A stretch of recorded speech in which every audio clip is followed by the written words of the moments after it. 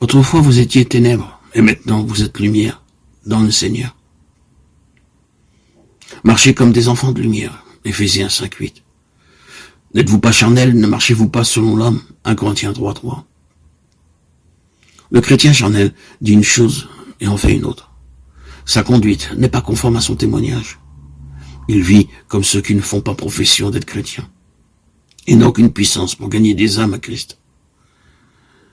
Vous êtes-vous reconnu dans ce portrait? Êtes-vous un chrétien charnel? Êtes-vous lassé par le combat et humilié par la défaite, affligé de vos progrès insuffisants, attristé par la stérilité de votre vie, convaincu de votre infidélité, peiné par votre vie hypocrite? Il y a alors de l'espoir pour vous. Tournez-vous vers Dieu, demandez-lui de briser les chaînes de cette vie charnelle et de vous faire entrer dans la liberté glorieuse des enfants de Dieu. Le monde, c'est tout ce qui ne vient pas du Père. Ce qui n'est pas digne de la vie du Christ dans les cieux n'est pas digne de la vie du chrétien sur la terre.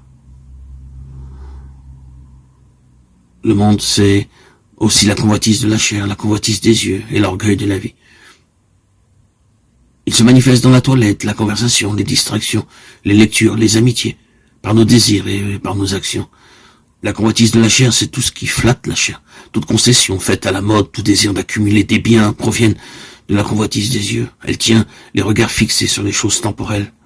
Tout ce qui exalte le moi, tout ce qui développe en nous l'orgueil, le désir de briller, tout ce qui détruit les nobles aspirations de l'âme, la fait ramper et l'empêche de prendre son essor, constitue l'orgueil de la vie.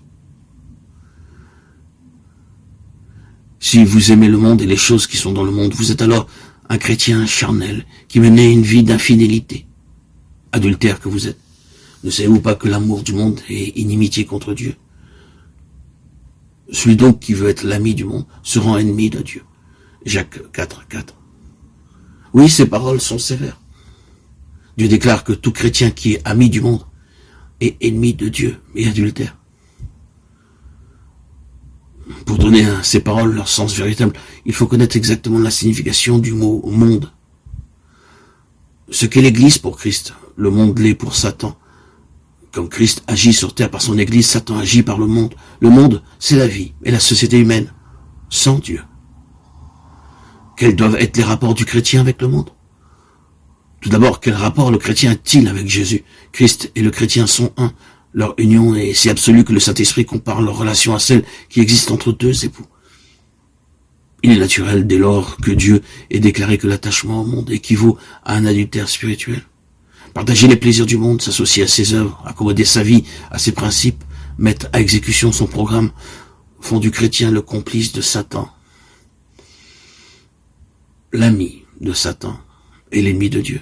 N'aimez point le monde, ni les choses qui sont dans le monde. Si quelqu'un aime le monde, l'amour du Père n'est point en lui. Car tout ce qui est dans le monde, la convoitise de la chair, la convoitise des yeux, et l'orgueil de la vie ne vient point du Père, mais vient du monde.